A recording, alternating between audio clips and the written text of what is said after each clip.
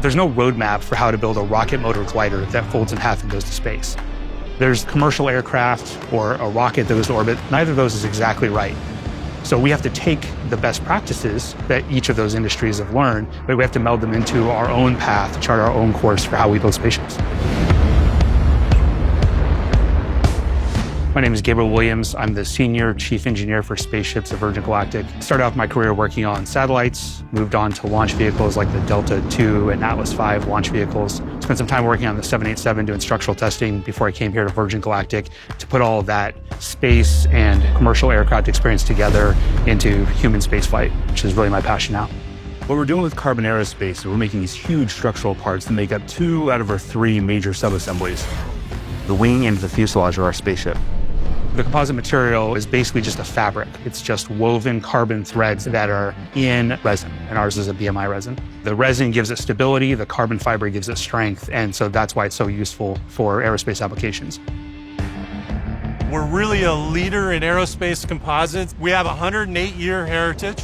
We built the F-4U Corsair, which was the mainline Navy fighter in the Pacific during World War II, built a considerable portion of the B-2 bomber. So we have a long history of building aircraft and invested in this strange technology called composites. Composite material is made of both a fiber and a resin. And a BMI refers to the bismuth resin system that's being used. It's a higher quality material than what's traditionally used that you would see in a traditional airplane, something like a carbon epoxy. That's a resin system that is fantastic as long as you don't go to high temperatures. Now, when we go to space, it's cold in space, but getting up there and coming back, you heat things up. And so that's where the higher temperature, higher performing system of a BMI delivers a superior performance. We fly at Mach 3 during boost, so we get very high aerothermal heating. BMI is structurally capable. We can have the structural material be at the surface and take the aerothermal heating directly, and we don't have to add additional thermal protection system. And that just saves us weight, manufacturing time, and makes the whole design much easier. It's a great opportunity for Virgin Galactic to leverage off of our experience. They can count on the fact that we can build world-class aerostructures. What we brought to the picture was setting up a true production line. We have tooled this to be able to build the next 4, the next 8, the next 16, the next 24. As we move forward, everything that we're doing is completely repeatable. The basic steps for manufacturing composite parts are building the tool to lay it up on, laying the part up, then you bag it to prepare for the autoclave, put it in the autoclave, then when it comes out of the autoclave, then you trim it to the right shape, and finally you inspect it, including visual inspections and NDT. There's many different types of tools you make. There's a composite layup mold that gives the shape of the part.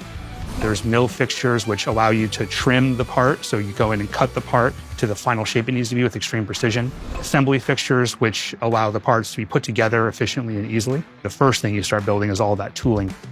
When you're actually making the composite part itself, it starts off with the layup.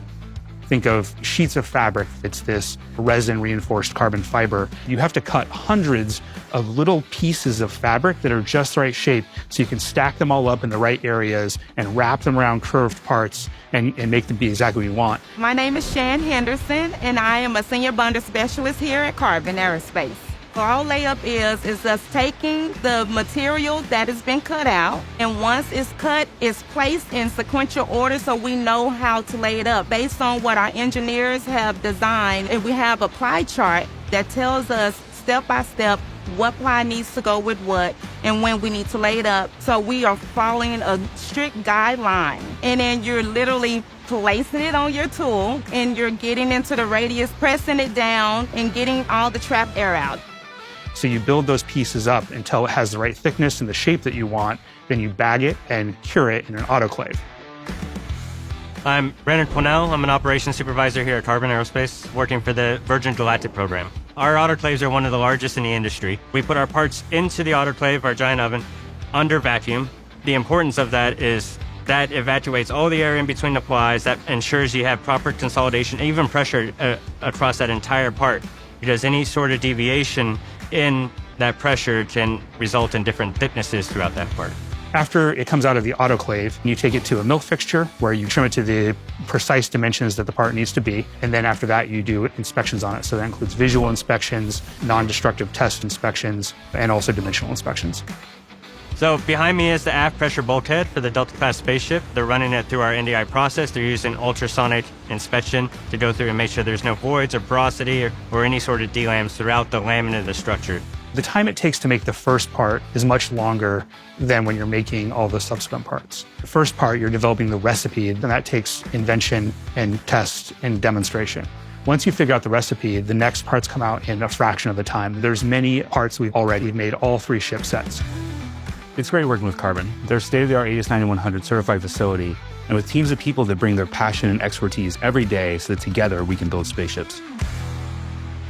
When you tie people to something bigger than just what they're doing today, I think it makes a big difference in how they feel about what they do on a daily basis.